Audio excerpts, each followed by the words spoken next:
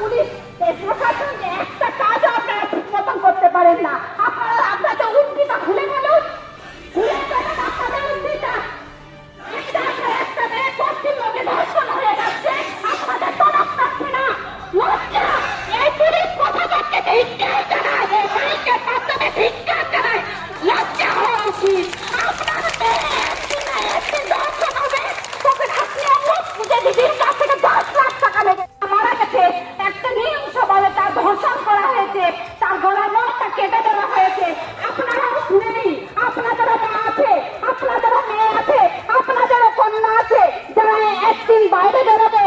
বাড়ির মেয়েগুলোকে তুলে তুলে নিয়ে এসে যখন ধর্ষণ হবে না পুলিশের মেয়েগুলোকে, তখন আমরাও দেখবো। এই আজকে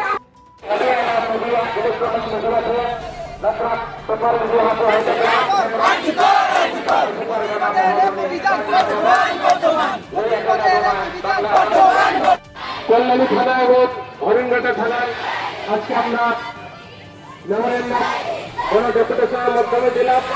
আপনারা ইতিমধ্যে সবাই অবগত আছে আর্যিকরের ঘটনা, সেখানে কিভাবে নৃশংসভাবে ভারত জাকাত মাঝি পারগানা মহল স্টেট অর্গানাইজেশনের পক্ষ থেকে আজকে পশ্চিমবাংলায় সারা থানায় যতগুলো থানা আছে প্রতি থানায় আমরা আজকে মাস ডেপুটেশনের মাধ্যমে মেমোরান্ডাম তুলে দিচ্ছি।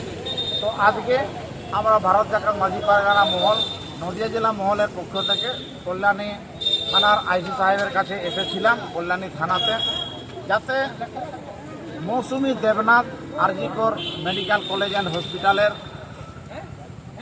ডক্টর পাঠরতা মেয়ে এবং আপনারা জানেন যে বর্ধমান ডিস্ট্রিক্টের প্রিয়ঙ্কা হাঁসদা নার্সিং পাঠরত এক মেয়ে।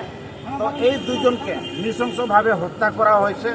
এই হত্যার প্রতিবাদে যাতে কালপ্রিটরা ক্রিমিনালরা এদেরকে যারা মেরেছে তো ওরা যাতে উপযুক্ত শাস্তি পায়, ন্যায় বিচার পায়, সুবিচার পায়, তার জন্যে আমরা ভারত জাকাত মাঝি পারগানা মহল থেকে মাস ডেপুটেশনের মাধ্যমে মেমোরান্ডাম আইসি সাহেবকে দিলাম।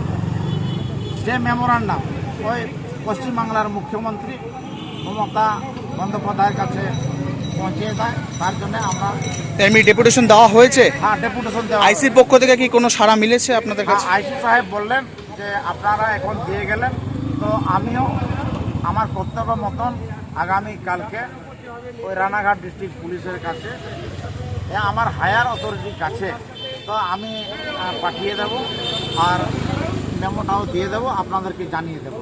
আপনার নাম এবং পরিচয়? আপনার নাম এবং পরিচয়? রাজেন্দ্রনাথ মুর্মু, ভারত জাকাত মাঝি পারগানা মহলের সেক্রেটারি।